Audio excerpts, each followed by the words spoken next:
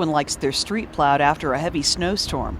We like being able to get where we need to go without delays. And we don't like having to fork over cash for an alignment after landing in a pothole.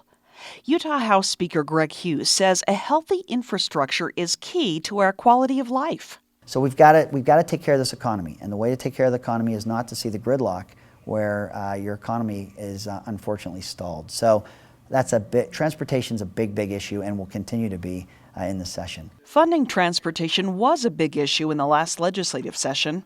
House Bill 362 led to a ballot initiative known as Prop 1.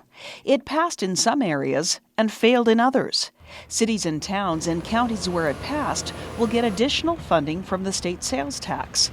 But voters in Salt Lake and Utah counties did not pass Prop 1, and there are cities in both of those counties seeing phenomenal growth. I drove around the point of the mountain and looked over at Lehigh, and I don't know when, all this Class A office just came out of the ground, and a hospital and a Porsche dealership and the outlet mall. I mean, it just came so quickly, and you're seeing that happen, and it's a good problem to have in a state where your economy is growing.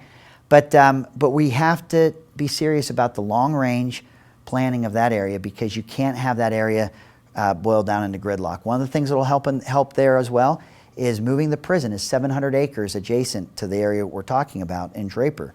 700 acres of that kind of economic growth, and even the transportation infrastructure that can happen west of the freeway with some of those new corridors that could be opened will start to relieve some of that traffic. But I don't think the conversation's over in terms of a multimodal transportation infrastructure.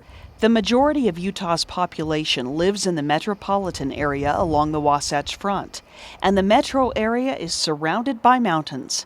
Speaker Hughes says we will never be able to build more lanes like Texas could. Plus, he says building more lanes doesn't necessarily mean alleviating gridlock. You can't just build the roads wide enough. I mean, I can show you a picture of 24 lanes going both directions in California at capacity, at gridlock, and at a halt. We don't have the landmass for 24 lanes of a freeway in this state. So you're going to have to find other ways for people to get where they need to go and for commerce to occur on our roads. And I think that mass transit's a big part of that.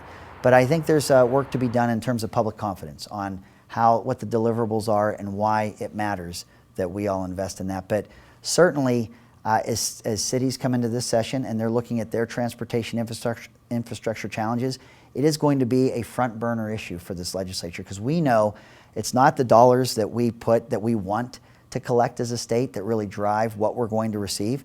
It's the economy. The economy is going to, if you have a job and you get a raise and you're able to pay more income tax, those are dollars that go to our schools. That's what income tax is for.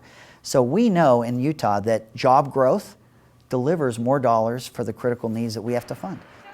As we prepare for growth, namely up and down the Wasatch Front, we also realize that more cars means more pollutants in the air. The transportation issue goes hand in hand with other pertinent concerns to communities. Speaker Hughes realizes that there is an important tie between transportation, air quality, and the economy. We don't think that the economy and its success and being good stewards of the environment and air quality are mutually exclusive. We think that they actually have a strong correlation. Just like you mentioned, traffic does contribute to air pollution. We have to find ways that traffic doesn't do that, and I think that multimodal system is a great way to see that happen. Corporate expansion and relocation, it's not tethered to your rivers and your Great Lakes anymore. It's not a geographic location in terms of what the topography will bring, like it maybe used to be in the Rust Belt. Really, it's quality of life.